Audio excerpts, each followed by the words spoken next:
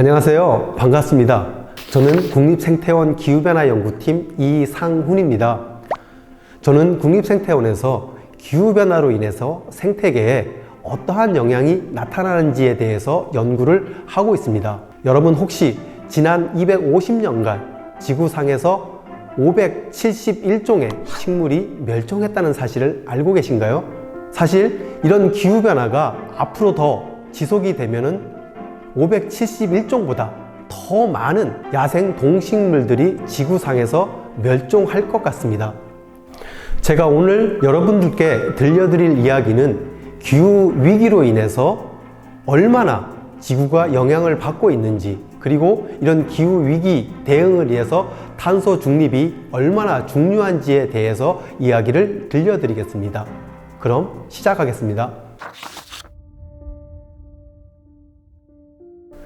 기후위기란 무엇일까요? 기후위기를 얘기할 때 저희는 기후변화에 대해서 얘기를 합니다. 19세기 후반부터 전 세계적인 바다와 지표 부근의 기온이 상승을 했습니다. 이것을 가지고 저희가 기후변화라고 얘기를 합니다. 하지만 최근에는 기후가 변화하는 수준을 넘어서 위험 상황에 직면했기 때문에 저희는 기후위기란 말을 쓰고 있습니다. 특히 영국 같은 경우에는 기후 비상사태, 기후 실패란 말을 씁니다. 지난 100년간 기온이 얼마나 상승했는지를 살펴보면 전 세계적으로는 약 0.74도 정도 기온이 상승을 했습니다. 그리고 우리나라 같은 경우에는 전 세계 평균의 2배인 약 1.5도가 상승했습니다. 여러분 놀라셨죠? 이렇게 기후변화는 지속적으로 지금 진행이 되고 있습니다. 기후위기에 대한 영향은 우리 일상생활에서도 많이 찾아볼 수가 있습니다. 서울의 가운데를 지나는 한강 같은 경우에 1950년대는 한강이 겨울철에 약 20에서 30cm 정도의 얼음이 얼어서 그 얼음을 잘라서 서빙고 등에 보관을 해서 그 이듬해까지 저희가 사용을 했습니다. 하지만 최근에는 한강은 겨울철에 전혀 얼지를 않습니다. 물론 약간 언다고 하더라도 금세 녹아버립니다. 이런 기후변화가 미래에 어떻게 변할지에 대해서 예측을 해보았습니다. 우리나라 같은 경우에는 21세기 후반에 기온은 약 4도 정도 상승할 것 같습니다. 그리고 강수량 같은 경우에는 약 30% 정도 증가할 것 같습니다. 기후변화 중에서 강수량에 대해서 좀 더 자세하게 분석을 해봤습니다. 우리나라 같은 경우에 21세기 후반에는 강수량도 증가하고 강수 일수도 증가하고 극한 강수도 증가할 것으로 예측이 되었습니다.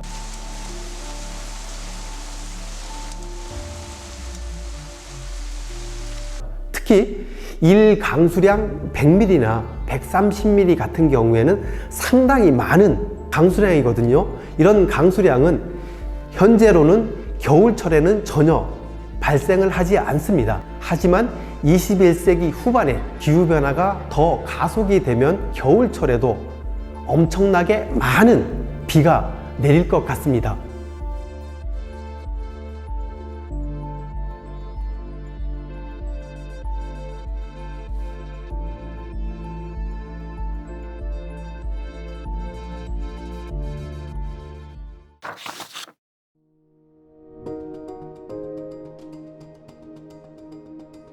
기후변화로 인해서 생태계에는 어떠한 영향이 나타날까요? 인간 활동으로 인해서 대기 중에 온실가스가 증가를 했습니다. 이렇게 온실가스가 증가를 해서 기온도 변하고 강수량도 변했습니다. 이런 기온, 강수량이 변함에 따라서 생태계에도 영향이 나타나고 저희 인간 활동에도 영향이 나타나고 그리고 최근 이슈가 된 질병에도 많은 영향이 나타나고 있습니다. 영국 스턴 보고서에 의하면 기온 상승에 의해서 어떠한 환경 재앙이 발생하는지 보고가 되어 있습니다. 특히 생태계 같은 경우에는 기온이 3도 증가를 하면 전 세계 생물종의 20에서 50%가 멸종을 한다고 합니다.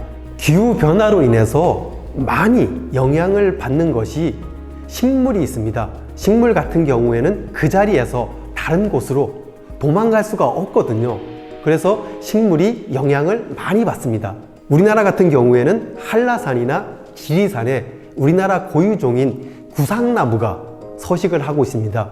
이 구상나무는 유럽에서는 크리스마스 트리로 사용을 하고 있습니다. 지금보다 기후변화가 더 가속화된다면 21세기 후반에는 우리나라 고유종인 구상나무가 없어질 수도 있습니다.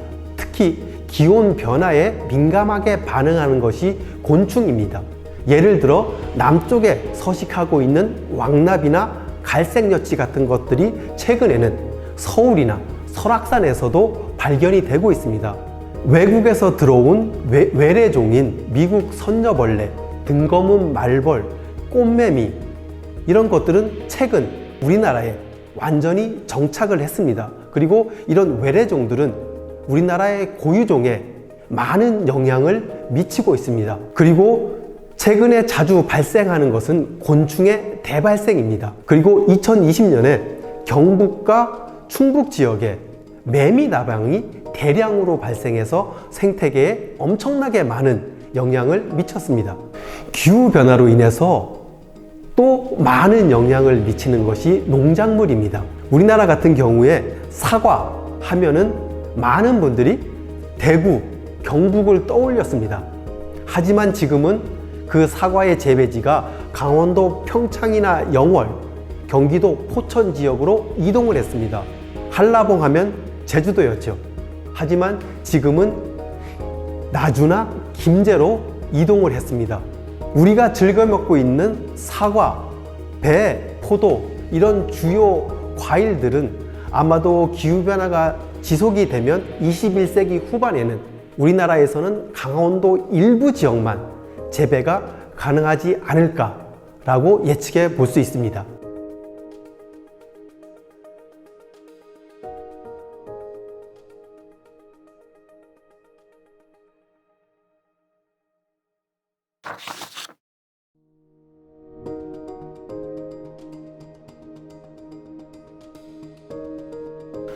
탄소 중립이 왜 중요할까요? 해마다 온실가스는 증가하고 있고 우리가 살고 있는 지구는 위협을 받고 있습니다. 우리나라 같은 경우에는 OECD 가입 국가 중에서 탄소 배출량이 5위입니다. 그 배출량은 해마다 증가를 하고 있고 2018년은 우리나라 탄소 연간 배출량이 7억 톤을 넘었습니다. 이렇게 탄소 중립이 중요하기 때문에 우리나라에서도 2050 탄소 중립 계획을 만들어서 최근에 발표를 했습니다. 이런 탄소 중립 계획은 재생에너지를 늘리고 기존에 있는 이산화탄소 배출량을 줄이는 것이 목적입니다. 그리고 기존에 배출됐던 이산화탄소량도 완전히 없애고 그래서 탄소 배출량을 제로로 만드는 것이 그 2050 탄소 중립 계획이 되겠습니다.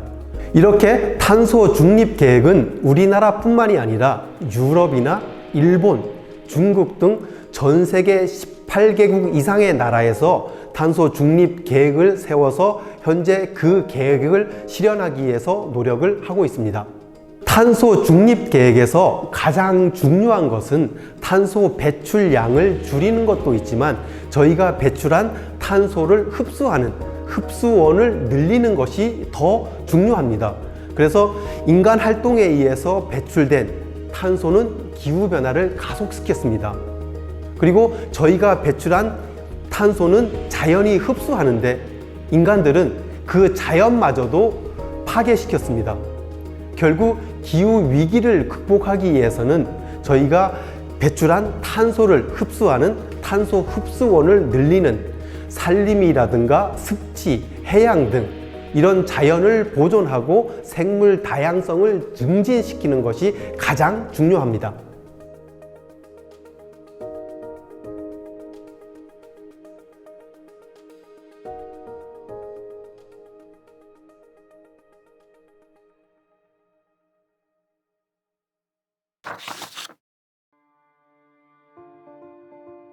기후 위기와 탄소 중립을 위해서 어떠한 연구를 현재 진행하고 있는지 알아보겠습니다. 일단 식물 같은 경우에는 그 자리에서 다른 곳으로 움직일 수가 없기 때문에 이런 식물에 관해서 많은 연구가 진행이 되고 있습니다. 특히 산림 같은 경우에는 물을 정화하고 저장하는 녹색댐의 기능을 가지고 있습니다. 그리고 공기를 정화하고 기후를 조절해주고 사람들에게 생활 물자를 공급해주고 야생 동식물의 서식지를 제공해줍니다. 이렇게 중요한 곳이기 때문에 이런 숲의 생물 다양성 보존을 위해서 많은 연구를 현재 진행을 하고 있습니다. 또 많은 연구를 하고 있는 곳이 습지가 되겠습니다. 습지 같은 경우에는 탄소 흡수원으로 많은 역할을 하고 있는데요. 이 습지 같은 경우에는 숲의 탄소 흡수량이 2배에서 7배가 많다고 합니다. 그리고 습지 같은 경우에는 이 태풍이나 해일 등 기상재해가 왔을 때 자연의 방파제 역할을 해주는 아주 중요한 곳입니다. 우리나라 같은 경우에는 서해안에 갯벌이 넓게 분포를 하고 있습니다. 그래서 이런 갯벌에서는 염생식물이 어떻게 변하는지, 그리고 나중에 해수면 상승으로 인해서 이런 갯벌이 어떠한 영향을 받을지 이런 연구를 진행을 하고 있습니다. 그리고 이런 많은 연구를 진행하고 있는 것 중에 하나가 생물이 계절적으로 어떻게 변하는지, 이 식물 같은 경우에 언제 꽃이 피고 언제 잎이 지고 언제 낙엽이 지는지, 그리고 곤충 같은 경우에는 어떤 종이 어느 시기에 얼마나 많이 나오는지, 그리고 조류 같은 경우에는 언제 산란 시기가 빨라지는지 늦어지는지, 이런 생물 계절 측면에서도 연구가 많이 진행이 되고 있습니다. 저희가 이런 생태계에서 조사를 통해서 기후변화 영향이 어떻게 일어나는지 이런 연구도 진행을 하지만, 이런 현재의 이런 영향들이 그러면은 미래에는 어떻게 바뀔 것인지 미래 예측 연구도 현재 진행을 하고 있습니다. 예를 들어 우리나라 남해안에서 따뜻한 곳에 서식하고 있는 종들은 기온이 상승을 하면은 당연히 북상을 하고, 그리고 고산 지역이나 고緯도 지역에 서식하고 있는 생물종들은 미래 기후변화로 해서 기온이 상승했을 때 우리나라에서 없어질 수도 있습니다. 우리는 이 생물종들의 미래 어떻게 변할지에 대한 미래 예측 연구도 현재 진행을 하고 있습니다. 미래의 기후를 예측하고 있는 대기과학이라든가 생물 다양성을 연구하고 있는 그런 산림자원학, 아니면 생물학, 그리고 최근에는 유전학, 그리고 최근에 많이 이슈가 되고 있는 질병을 연구하고 있는 수의학, 그리고 환경 변화를 연구하고 있는 환경공학, 이렇게 다양한 분야에서 연구가 진행이 되고 있습니다. 이런 다양한 연구 분야는 청소년들의 진로를 정하는 데도 많은 도움이 될 것 같습니다.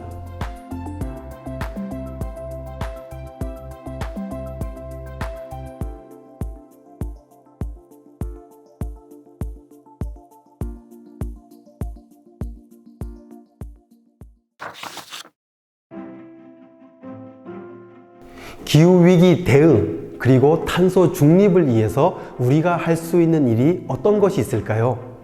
사실 우리가 할 수 있는 일상생활에서 많은 것들이 있습니다. 먼저 비닐을 줄이고 에코백을 사용하는 것, 그리고 종이컵 대신 머그컵이나 텀블러를 사용하는 것, 그리고 적당한 실내 온도를 낮추는 것.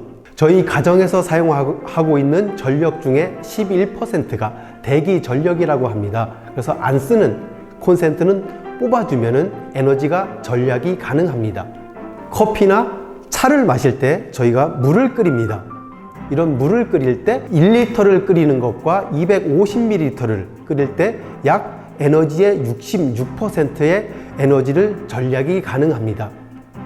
우리가 할 수 있는 일 중에 또 한 가지 반려식물 키우기가 있습니다.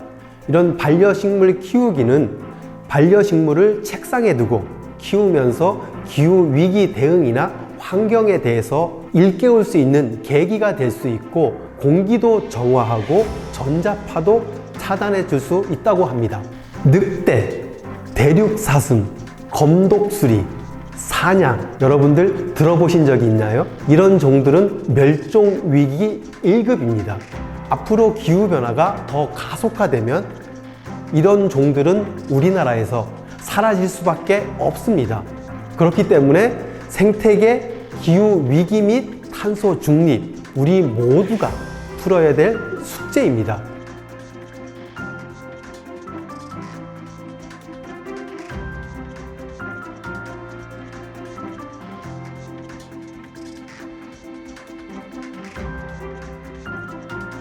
청소년 여러분들도 기후 위기 및 탄소 중립에 대해서 조금 더 관심을 가지고 실천을 해 주시면 기후 위기를 모면하는데 훨씬 많은 도움이 될 것 같습니다. 그럼 오늘 이야기는 여기서 마치겠습니다. 감사합니다.